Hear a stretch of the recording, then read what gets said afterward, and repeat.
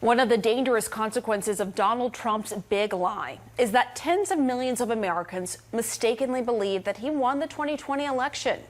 And some of them are threatening violence against election officials just for doing their jobs.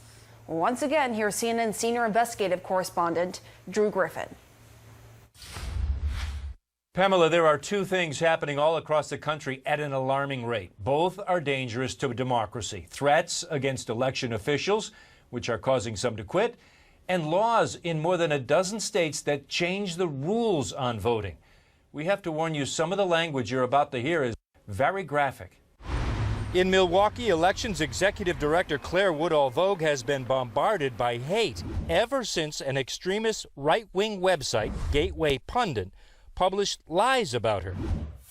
You rigged my fucking election, you fucking piece of shit. We're going to try you, and we're going to hang you. We're coming for you, Claire. I really sincerely hope you get what's coming to you, you fraudulent fuck.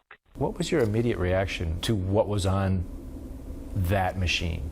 It's frightening because there are crazy people out there, and while it might just be them blowing off steam, I think it's clear that they believe it, and I think only someone who truly believed it would act on it. How many threats do you think you have gotten? I think over 150. 150 threats? Yes, I received a letter, very colorful language to my home, which did make me very frightened in that I have a 3-month-old and a 4-year-old to think about, and all because I did my job and made sure that all of the city of Milwaukee's ballots were counted. What did that letter say? Am I allowed to tell you the swear words on camera? Sure. It said, "You are a fraudulent cunt." A lot of the emails called me a cunt, a bitch, a whore. The common thread was that no one also has any respect for women in the world. What happened in Milwaukee is happening all across the country. In Phoenix, Republican Bill Gates and his fellow county supervisors face their own threats every single day. Just last Friday, my colleagues and I all were treated to a orange jumpsuit that a gentleman sent to us and, declared that we will end up in jail someday because we are traitors in the minds of these people. This could lead to a damaging loss of experienced professionals who know how to conduct elections. A report from the Brennan Center for Justice found 1 in 3 election officials feel unsafe because of their job. Matt Masterson was the lead cybersecurity advisor for the Department of Homeland Security in the 2020 election and says it's all creating an alarming situation. Local election officials are going to leave. And then that opens the door to adding less professional, more political actors into the election space, which again is incredibly dangerous. Woodall-Vogue says she's staying, but she closed the elections office until she can beef up security. And so it made me really concerned how powerful conspiracy theories have become, that my job would become dangerous, that election administrators now in our very well-established democracy has lots of checks and balances is now a dangerous profession. The danger isn't just the obvious threat of violence, but the threat to democracy. Experts say Donald Trump and his Republican allies have injected enough doubt into the election process to threaten its stability. It's going to be a self-fulfilling prophecy. He is undermining the system in a way that is going to cause the system to deteriorate. Some Republicans are also undermining the system with new, unnecessary legislation.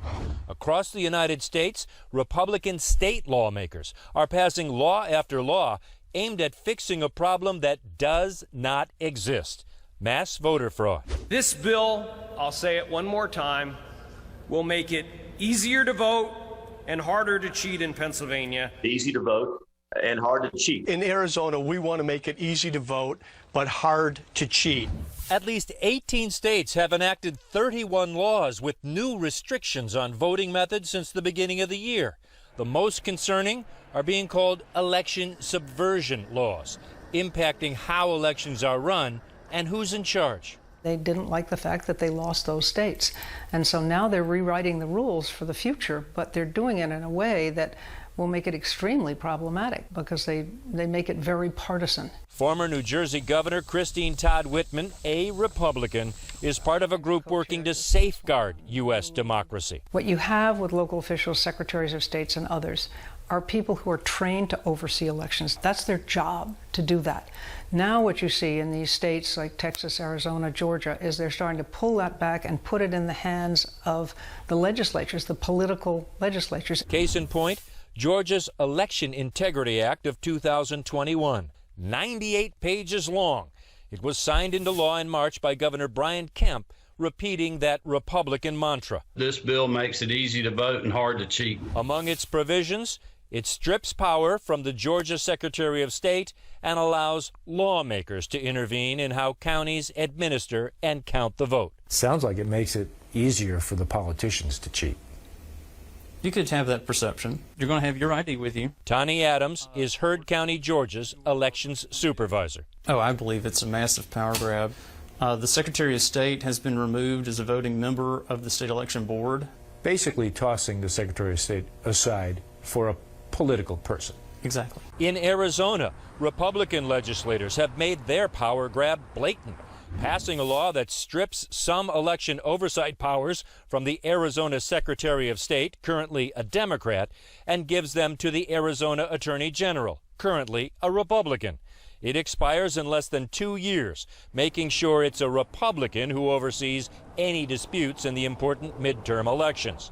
Gates says his party's big lie about vote fraud is getting way out of hand. I'm worried about the people who look at this now. They've listened to their leaders, their Republican leaders, and they're now convinced that our system is corrupt, that there's this large conspiracy. And we've yet to see many Republicans speak out and tell people, no, the election was fair.